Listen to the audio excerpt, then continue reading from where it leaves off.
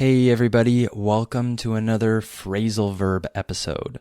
I hope you're doing great today, and I hope that you're in the mood to learn a couple new phrasal verbs. In this episode, we're going to look at two phrasal verbs.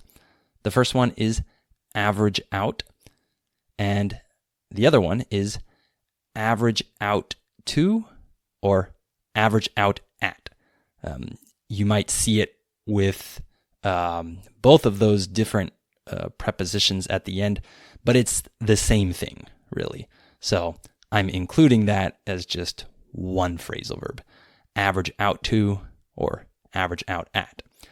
So we're going to look at these two phrasal verbs that are very similar, of course, but they're used differently in terms of the grammar and their usage within a sentence. So first, let's look at average out. So when things average out, what we're saying is that they are becoming equal or similar over a period of time. So for example, I could say, I think the positives and negatives will average out. What I'm saying here in this sentence is that I think that after the time has passed, if we count up all the positives and all the negatives, they will be very similar or the same in number. So they will average out. Does that make sense? So these two things are becoming equal or similar over a period of time. Maybe there are more positives now and then more negatives later, and eventually they average out. So that's average out. And how about average out to? I'll just use to instead of at. So average out to means to have a particular number or amount as the average. So for example, my business expenses vary each year, but they average out to around 10% of my revenue. So what I'm saying here is that my business expenses are different every year. They vary, but they average out to around 10% of my revenue. So if I take the different number from different years and I find the average, it averages out to 10% of my revenue. Okay? So now I'm going to talk about a certain topic, and I'm going to use these two phrasal verbs repeatedly throughout my time talking about this topic. And so you can hear these phrasal verbs used in different sentences in a repeated manner so that they can stick in your brain. Okay? So I want to talk about investing, and in particular, I want to talk about the concept of dollar cost averaging. So before I talk about this, I need to mention that I am definitely not giving investment advice here. Okay, I'm just talking about this topic because it's a good topic to talk about in order to insert these phrasal verbs into my sentences. Okay, so what is dollar cost averaging when it comes to investing? Well, this is a certain investment strategy that is a long-term strategy. It's not for people who are trying to make a lot of money really fast. It's for people that want to invest over a very long period of time, and it's often used for people that want to grow their investments and earn dividends from their investments. So how this works is that people invest a fixed amount of money on a regular basis, and they do this regardless of the price. The price doesn't matter. So let's say they invest $100 every month on the first day of the month in a certain stock or something.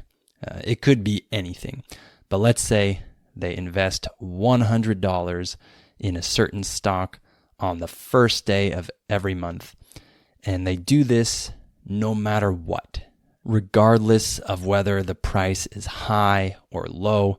They do this consistently every month. So when they do this, of course, sometimes they buy when prices are high, and sometimes they buy when prices are low, because prices go up and down throughout time. But over time, this number averages out. So some months it's higher, some months it's lower, but this can average out over time. Or maybe the price can actually trend upwards over many years if we just look at the stock market and see that it tends to go up throughout the decades. Maybe certain prices trend upwards, but you get what I'm saying. If I buy a certain stock 12 times this year on the first day of every month, and sometimes the price is high, sometimes it's low, it kind of averages out, right? I'm not explaining this very well, and those of you who do dollar cost averaging are probably shaking your heads at me because I'm giving a very kind of basic illustration of this, and it's not even that well explained coming out of my mouth, but you'll forgive me for this, okay? But the main point of this is that these highs and lows average out. They average out over time. Sometimes it's higher, sometimes it's lower. And this is a long-term strategy, of course, because maybe things are trending downwards in the short term, meaning in the short term, prices are getting lower. They're negative. The stock market is going down, right? But at some point, things will turn around probably, and the stock market will probably go up and prices will go up. So it will average out. You bought prices at a certain price before and a different price later, and regardless of the fluctuation of the market, you just keep on buying. And really, this strategy is not implemented to make a lot of money fast and make strategic decisions. No, someone who does this is probably not planning on selling this stock anytime soon. They probably just want to continue accumulating this stock or whatever, and maybe just collect dividends from this stock. So the volatility doesn't really matter. Volatility, or when something is volatile, this means that it is not stable. It goes up and down, right? So someone who invests in this way doesn't need to pay attention to volatility because markets average out over time, right? Sometimes markets are down, sometimes they're up. They average out over time. And so markets receive certain shocks because of certain news or government policies or whatever. So sometimes things start crashing down, but then eventually they go back up and prices kind of average out, right? This is typical when it comes to business and financial markets and things like this. There are these different cycles, right, of ups and downs. But like I said, these markets often average out. And so depending on what your goals are with investing, some people might choose this dollar cost averaging strategy. Let me give you an example of how prices can average out over a time period. Let's say I buy a stock this month, and the stock is worth $5 this month. And then next month, I buy the stock again, and it's worth $6 per share at that time. And then the next month, I buy it again, and it's worth $7 per share. And then the fourth month, I buy it, and it's worth $6 again. It went down.